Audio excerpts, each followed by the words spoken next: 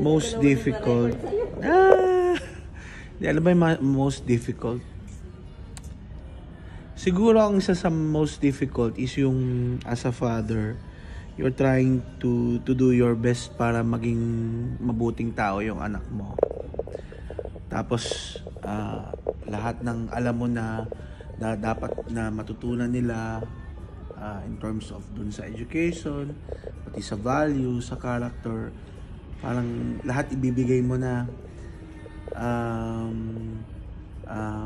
Tapos syempre ang mga kabataan, lalo na yung mga kasi dalawa yung range nung anak ko, isang dalaga na saka isang sa kabataan. So sa kabataan, parang isa lang sa mga difficulties at saka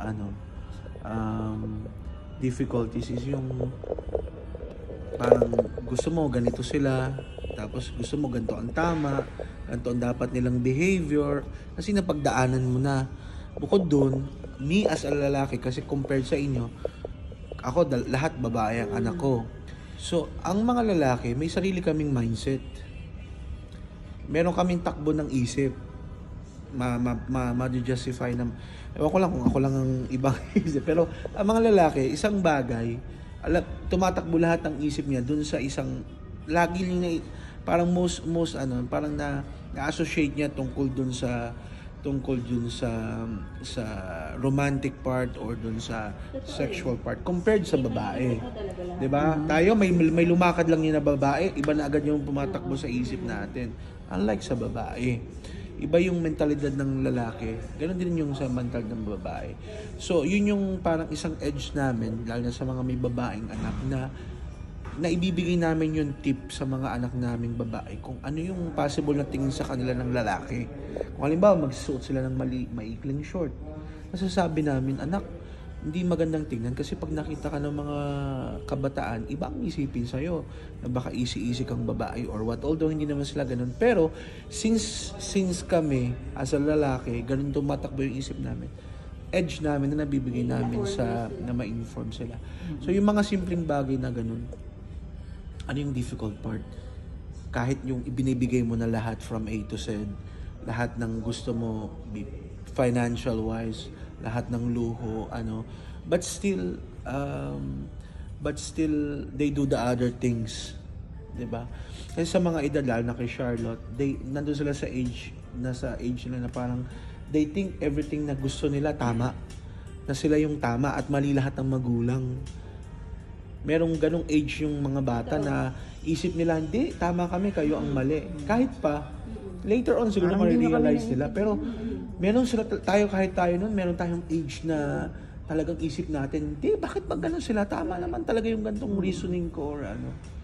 So isa sa mga saka aside from that, yung mga yung isang difficulty pa is yung kapag hindi mo nabibigay yung mga kahit basic needs.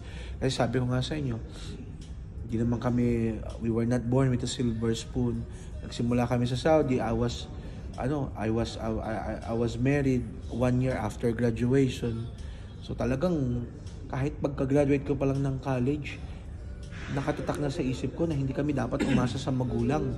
So kahit yung ipon namin ng kasal, yung ligay, pakimkim ng kasal, we spent it for the other expenses ng wedding para meron kaming contribution.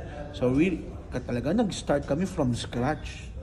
Tapos buntisan naman si Missy, so talagang namuhay kami ng to the point na nagbubutas kami ng alkansya nung kay Charlotte. Wala nang panggatas. Kasi magkaiba na ngayon yung sitwasyon. I was talking about Charlotte.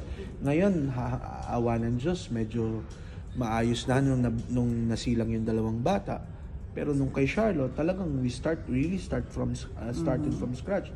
Nagbubukas ako ng alkansya, yung piso-piso na barya. Sasanla. Tapos, first time, nagpunta ako sa grocery, puro piso-piso. Alam mo bang hindi ako tinanggap na bentahan ng gatas? Kasi nagbibilang sila sa cashier. Ang dami nun. So, hindi ka ako pwedeng sumuko. So, the second time na ginawa ko, binilot ko yung piso-piso na yun ng 100 per 100. Kasi parang pinalabas ko sa kanila na meron akong sari-sari store. Di ba ganun sa sari-sari store? So, tinatanggap yung mga ganung bagay. So, mahirap kapag hindi mo nabibigay kung ano yung kahit yung basic na pangangailangan ng mga bata. Yun lang. So, sa rewarding part naman, ang pinaka-rewarding sa akin, syempre, aside from dun sa makatapos sila ng pag-aaral or what, ang pinaka talagang basics ko, yung pinaka-rewarding ko is kapag may mga ginagawa yung mga anak ko na nakaka-proud, na may mga pumupuri sa kanila, kagaling, ba't ang babait na mga anak mo, mabubuting tao sila, especially yung mabubuting tao, hindi lang yung mabait, as mabuting tao.